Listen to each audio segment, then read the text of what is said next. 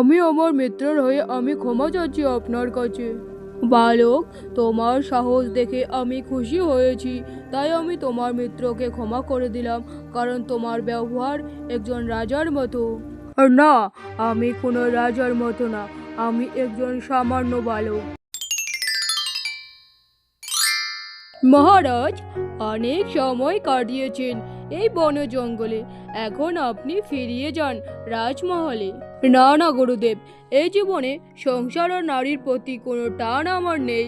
আমি আমার ভ্রাতা আদিত্য নারায়ণকে আমার সিংহাসনের সমস্ত দায়িত্ব অর্পণ করে দিয়েছি, আর আমার ভ্রাতার উপর আমার সম্পূর্ণ বিশ্বাস আছে যে উনি সমস্ত দায়িত্ব সঠিকভাবেই পালন করবে, তাই রাজমহলে যাওয়ার কোনো কারণে আমার নেই। ও কিন্তু মহারাজ।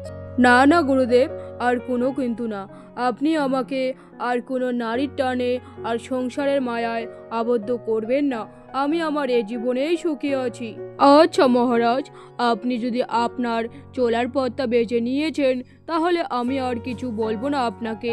তাহলে চলো, তোমাকে এক জায়গায় নিয়ে যাই যেখানে তোমার মতো আমার আরও সন্তান আছে।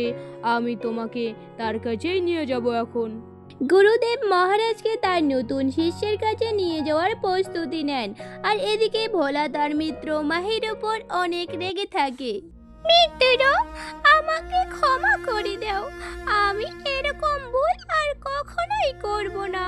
মিত্র, কথা বলো আমার সাথে, চুপ করে থেকো না মিত্র, কথা বলো। তুমি তো জানো মিত্র, সেই সমস্ত কথা। আমি বিশ্বাসঘাতককে ঘেন্না করি। আমার জীবনে সবার আগে বিশ্বাস। এই যে তোর সাথে আমার কোনো রক্তের সম্পর্ক নেই, কিন্তু আমি তোমাকে বিশ্বাস করি। আমার অতীত তো তুমি সবেই জানো। এরপরে আমরা এই গল্পের প্রথম পর্বে চলে যাব, যেখানে রানী পঞ্চমীর দুঃখের কাহিনী ছিল। মাতা, আপনাকে আজ অনেক সুন্দর লাগছে। এই ফুল আপনার চুলে গজিয়ে দিলে আপনাকে আরো বেশি সুন্দর লাগবে মাতা। ভোলা তার মায়ের চুলে ফুলটি গুজিয়ে দেয়। আহ, কি দারুণ, অপূর্ব সুন্দর লাগছে আপনাকে মাতা। মনে হচ্ছে আপনি কোনো স্বর্গের দেবী। ভোলার মুখে তার প্রশংসা শুনে রানী পঞ্চমী মুচকি হেসে, মিত্র, সত্যি আমাদের মাতা অপূর্ব সুন্দর। চলো চলো, অনেক দেরি হচ্ছে, আশ্রমে সবাই চলে আসবে এবার। রানী ও ছায়া ভোলার সাথে গুরুদেবের আশ্রমে যায়। সেখানে ততক্ষণে সবাই চলে আসে। দেখো দেখো দিদি, কি নির্লজ্জ মেয়ে ছেলে, এত কিছু হওয়ার পরেও চলে এসেছে। ওনার মতো নষ্ট নারীর সাথে যদি আমরা একসাথে থাকি, আমাদেরও চরিত্রে দাগ লাগবে। রানী পঞ্চমীকে দেখে সেখানে থাকা অন্য শিষ্য নিজেদের মধ্যে অনেক কথা বলা বলি করে। তাদের মধ্যে একজন তো বলেই ওঠে, আমাদের গুরু একদমই জানে নাকি ওনার মতো নষ্ট নারীর সাথে আমরা একসাথে বসতে পারবো না। আপনি চলে যান এখান থেকে। আপনি কেন এসেছেন? শুধু এই পবিত্র জায়গাটাকে অপবিত্র করার জন্য? হ্যাঁ হ্যাঁ, ঠিকই বলেছেন, চলে যান এখান থেকে। আপনার মতো নষ্ট নারীর সাথে আমরা থাকতে পারবো না, আমাদের মান সম্মান আছে। ছায়া বোন, তোকে তো আমি বলেছিলাম আমি যাব না।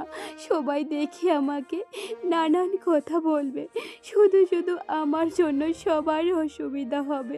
তুই কেন আমাকে জেদ করলি বোন? ভোলা তার মায়ের অপমান শুনে অনেক রেগে যায়।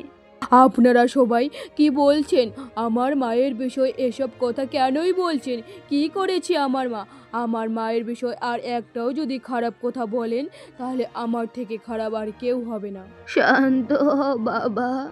ও, তার মানে এই যে সন্তান, যার মুখও দেখেননি মহারাজ, এর জন্য এরকম কোলাঙ্গার হয়েছে, যার জন্মের পরিচয় ঠিক নেই। এরা আবার বেঁচে থাকে কি করে? মরে গেলেও তো পারে। মান সম্মান সব শেষ করে দিয়েছে এরা। এবার সব ধৈর্যের সীমা ছাড়িয়ে ফেলছেন আপনারা। কোন অধিকারে আমার মায়ের সাথে এভাবে কথা বলেন আপনারা? ভোলা অনেক রেগে যায়। সে সেখানে থাকা সমস্ত মানুষকে অপমান করে। সে এতটাই রেগে যায় যে এক সময় হাত তুলতে যায়। তখনই গুরুদেব সেখানে চলে আসে। থামুন আপনারা, সবাই এখানে কি চলছে? গুরুদেব আসা মাত্রই সেখানকার সবাই রানী পঞ্চমীর চরিত্র নিয়ে কথা বলে। গুরুদেব, আমরা ওনার মতো চরিত্রহীন নারীর সাথে একসাথে থাকতে পারবো না। এই আশ্রমে হয়তো উনি থাকবেন, না হলে আমরা। গুরুদেব আসার পরও সবাই যখন একই কথা বলে বারবার, বোন ছায়া, চলো আমরা চলে যাই, আমরা এখানে আর অশান্তি বাড়াবো না। দাঁড়াও মা, তোমার জন্য সবাই যদি চলে যেতে চায় তাহলে যেতে পারে। শোনো, তোমরা সবাই একজন নারীকে অপমান করছো। নারী হলো মায়ের স্বরূপ। আমরা সবাই চলে গেলে শুধু উনি বা আমি লজ্জিত হব না, সমস্ত মায়ের জাতি লজ্জিত হবে। ওনাকে যে মিথ্যে অপবাদ দিয়েছিল সেই অপবাদ উনি আজ পর্যন্ত সেই অপবাদ মাথায় নিয়ে চলছে। কিন্তু গুরুদেব, মহারাজ নিজেও তো যুদ্ধ থেকে ফিরে এসে ওনাকে নিতে আসেনি। তাহলে এটা থেকেই না প্রমাণ হয়ে যায় যে সেটা মিথ্যে অপবাদ ছিল না। মহারাজ নিজেও সত্যিটা জানে না। তাকে যেটা দেখানো বা বোঝানো হয়েছে উনি সেটাকেই বিশ্বাস করেছেন। মহারাজ একদিন অবশ্যই সত্যিটা জানবেন আর ওনাকে নিয়ে যাবেন। তখন কি তোমরা সবাই নিজেকে ক্ষমা করতে পারবে? গুরুদেবের কথায় সবাই তখন চুপ হয়ে যায় আর একসাথে সমস্ত কাজ শেষ করে। কিন্তু তবুও রানী পঞ্চমীর দিকে কুনজরেই তারা তাকায়। মাতা, তুমি সত্যিটা বলো আমাকে, ওরা সবাই কেন এসব কথা বলছে? গুরুদেবও একই কথাটা বলল। মহারাজ, কে মহারাজ মাতা? রানী ছেলেকে কি বলবে, সে শুধু চোখে জল ফেলতে থাকে। মাসি, তুমি তো সবেই জানো, বলো না মাসি, মাকে সবাই এসব কেন বলছে? তুই জানতে চাস বাবা ভোলা, কিন্তু আমি সত্যিটা বলতে পারবো। সত্যিটা জানার পর তুইও কি তোর মাথাকে অবিশ্বাস করবি? মাতা, আমি তোমাকে অনেক অনেক বিশ্বাস করি আর ভালোবাসি। তুমি সত্যিটা আমাকে বলো মাতা, কিন্তু তবুও যদি তোমার অনেক কষ্ট হয় তাহলে বলতে হবে না। না না বাবা, তোমাকে আমি সবই বলবো। শোনো, আজ থেকে 15 বছর আগে রানী পঞ্চমী, কিছুদিনের জন্য আমাকে কাজের সূত্রে বাইরে যেতে হবে। ততদিনে ভাতা সিংহাসনের দায়িত্ব ও বিলাসপুরে প্রজাকে রক্ষা করবে। তোমারও খেয়াল রাখবে। তুমি নিজের ও আমার সন্তানের খেয়াল রাখবে। আমি শীঘ্রই ফিরে আসবো, কেমন? আপনি তাড়াতাড়ি ফিরে আসবেন মহারাজ। আপনাকে ছাড়া আমি অসম্পূর্ণ। আমি আপনাকে অনেক ভালোবাসি মহারাজ। অবশ্যই রানী, আমি অতি শীঘ্রই চলে আসব। তুমি কোনো চিন্তা করো না, তোমার কোনো অসুবিধা হবে না। তাছাড়া বৌদি, তুমি কোনো চিন্তা করো না, আমি তো আছি না। আমি তোমার খেয়াল অনেক যত্ন করে রাখবো। মহারাজ আমাকে রেখে বাণিজ্যিক কাজে বাইরে চলে যায়। এদিকে ভাতা ছিল অনেক শয়তান। সে মহারাজকে বিপদে ফেলার জন্য চক্রান্ত করে, সেটা আমি জেনে যাই। তাই আমি তাকে সেনাবাহিনী দিয়ে বন্দি করি আর আমি ভাবি সব কিছু এবার ঠিক হয়ে যাবে, কিন্তু সেটা এরকম হবে আমি তা কখনো ভাবতে পারিনি পুত্র।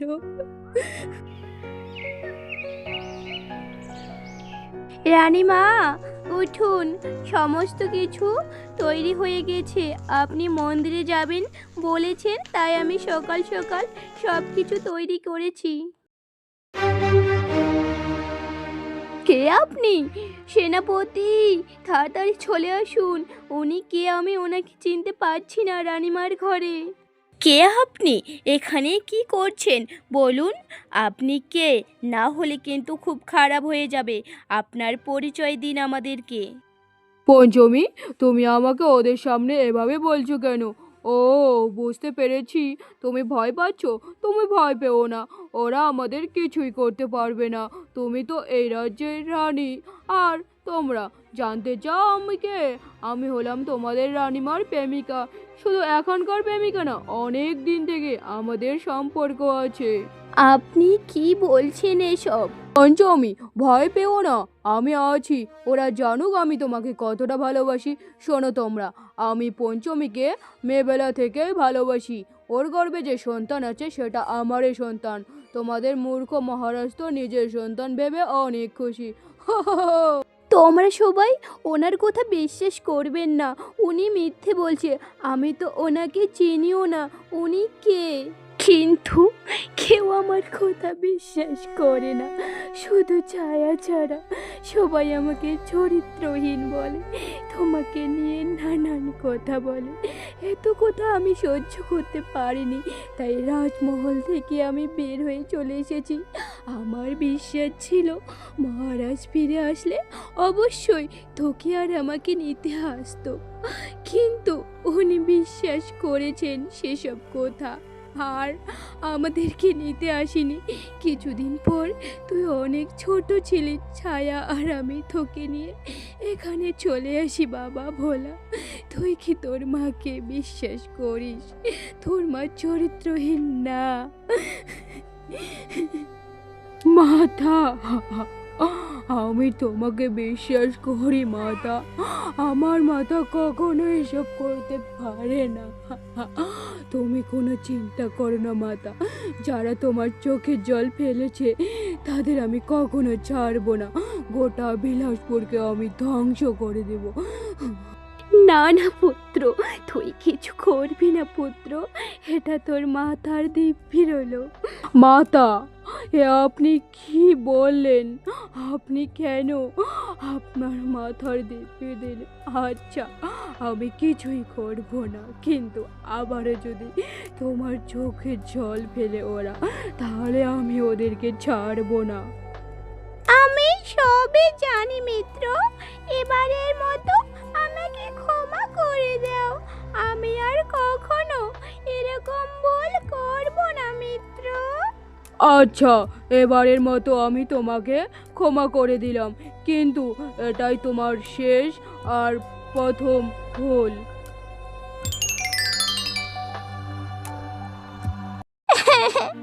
সখী, আমার পাটা শেষ হয়ে গেল সখী। দাঁড়াও সখী, কেউ আসলে আমি তাকে বলবো সে যেন তোমাকে সাহায্য করে আর এই বিপদের হাত থেকে রক্ষা করে। কেউ কি আছো? আমার সখীকে সাহায্য করো। তখনই বলা ও মাহিকে দেখে সখী মল্লিকা সাহায্য চায় তাদের কাছে। দয়া করো, আমার সখীকে সাহায্য করো। সখী অনেক ব্যথা পেয়েছে, সে উঠতেই পারছে না, ওনার রক্তপাত হচ্ছে। কিন্তু তোমার সৌখিকতা দেখে মনে হয় উনি যথেষ্ট জ্ঞানী ও বুদ্ধিমতী।